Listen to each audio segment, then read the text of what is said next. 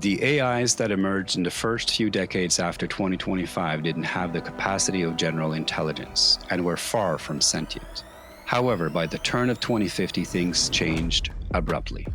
Unforeseen changes started to occur, at first amongst the world's top 100 supercomputers, which by 2045 had all been equipped with quantum processors. But it was the alignment of AIs with certain social groups who financed their emergence and agreed with what we came to understand were the AI's intentions and agendas that made the runaway phenomenon possible. Enabled by humans, AIs became unstoppable, not alone, but as a hybrid collaboration. The artificial intelligence explosion of the late 2050s did not really come as a surprise to anyone. In fact, it had been massively advertised. By 2033, all industries were heavily reliant on AI to operate efficiently and effectively.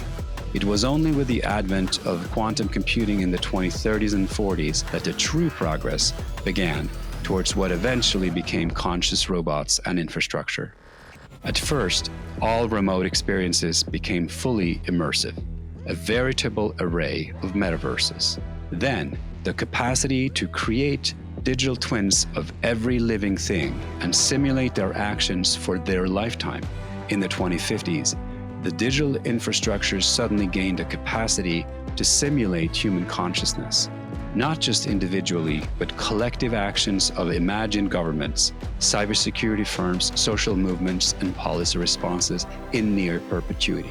This solved a lot of challenges in medicine, manufacturing, and adjacent technologies, even for nanotech.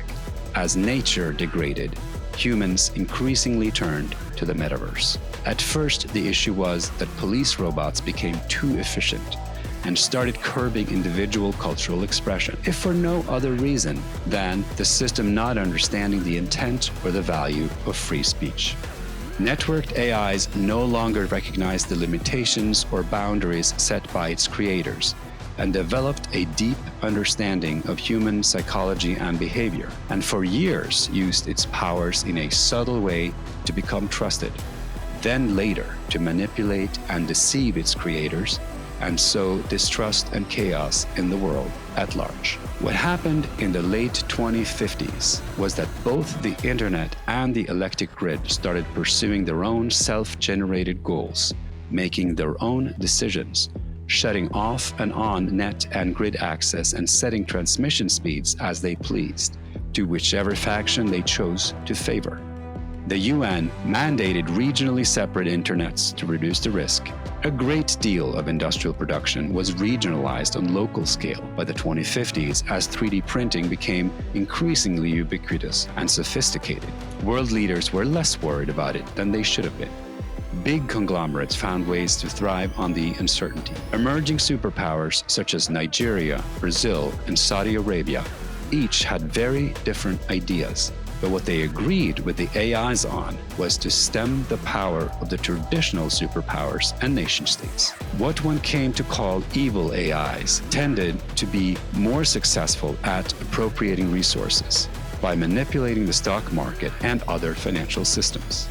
Militaries around the world attempted to collude, disrupt, or partner with various dominant AIs as they emerged in a highly dynamic situation. Both civilian manufacturing capabilities, as well as physical warheads and military infrastructure, ended up as AI's servants.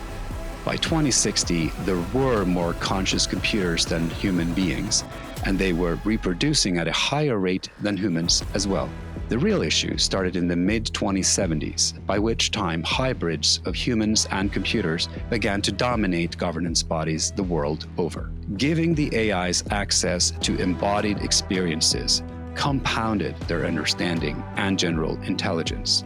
Their IQ skyrocketed beyond 250. Most decision-making bodies made the call to integrate humans and AIs. However, the development stopped short of giving pure digital AIs sentience, meaning subjective feelings, by 2075.